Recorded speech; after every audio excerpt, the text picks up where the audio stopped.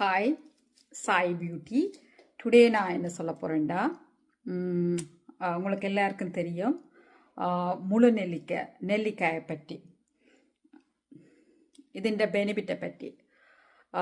இது என்னென்னா, எங்களுக்கு இப்போ ஹேர் லாஸ்ட் ஆகிக்கொண்டிருக்கு, கொட்டுண்டுது, அதுக்கு நல்லது. மற்றது எங்களோட ஹெல்த்துக்கு நல்லது. இப்போ எங்களுக்கு சுகர் ஹையாக இருக்குதுன்னு சொன்னால், நாங்கள் இந்த நெல்லிக்காய் அதிகமாக நாங்கள் சாப்பிடக்கூடாது.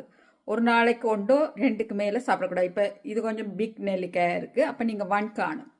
ஏனெண்டா நீங்கள் டூ மச்சாக நெல்லிக்காயை கூட சாப்பிட்டீங்கண்டா எங்களுக்கு என்னது சுகரின் லெவல் குறைஞ்சதால் எங்களுக்கு தலையை சுத்து, வேறு வேறு உங்களுக்கு எழும்பி நடக்க கஷ்டமாக இருக்கும். அப்போ நீங்கள் என்ன சாப்பாடாக இருந்தாலும் நாங்கள் அளவுக்கு அதிகமாக சாப்பிடக்கூடாது. அப்போ நீங்கள் ஒரு நாளைக்கு ஒரு நெல்லிக்காய் மார்னிங்கோ அல்லது இப்போ நீங்கள் ஒர்க் போகிறீங்க என்ன சாப்பாடாக இருந்தாலும் நீங்கள் சாப்பிட்றதுக்கு, இப்போ நீங்கள் சாப்பிட போகிறீங்கண்டா லஞ்ச் எடுத்துட்டீங்கண்டா 2 ஹவர்ஸ்க்கு பிறகு ஒரு நெல்லிக்காய் சாப்பிடுங்க.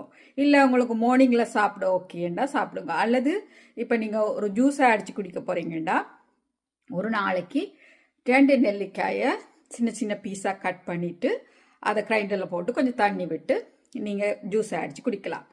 இதில் நல்ல பெனிஃபிட் இருக்குது. என்னென்னா எங்களோட எனர்ஜியை இம்ப்ரூவ் பண்ணும். மற்றது இது விட்டமின் சி. அப்போ விட்டமின் சி அண்டேக்க எங்களுக்கு எல்லா விதமான என்ன சொல்கிறது, நாங்கள் இப்போ பியூட்டின்றது என்ன, அழகு நாங்கள் ஒரு ஃபவுண்டேஷனையும் ஒரு க்ரீமையும் ஒரு ஃபேஷியல் செய்தாலோ வராது. அழகுன்றது நாங்கள் சாப்பிட்ற சாப்பாடுகள்ல இருந்து எங்களோட உடம்புக்கு தர்ற எனர்ஜியும் எங்களோட அழகை என்ன மெழுகூட்டும்னு சொல்லலாம். அப்போ நீங்கள் ஒரு நாளைக்கு ஒரு நெல்லிக்காய் சாப்பிட்டு கொண்டு வந்தீங்கன்னா நல்ல ஹெல்ப். ட்ரை பண்ணி பாருங்க. லிவருக்கு நல்ல ஹெல்ப் இருக்குது. லிவரை ஹெல்த்தாக வச்சுக்கிறதுக்கும் இந்த நெல்லிக்காய் ஹெல்ப் பண்ணுது. நீங்கள் இப்போ நான் சொல்கிறது உங்களுக்கு விலங்கேலியன்னு சொன்னால் நீங்கள் ரிசர்ச் பண்ணுங்க. என்னவா இருந்தாலும் இப்போ நான் சொல்கிற நெல்லிக்காய் குட்டா பேடா இது சாப்பிட்லாமான்றது நீங்கள் ரிசர்ச் பண்ணி பார்த்து, இப்போ நீங்கள் ஒருத்தர் சொல்கிறத உடனே கேட்க தேவையில்லை.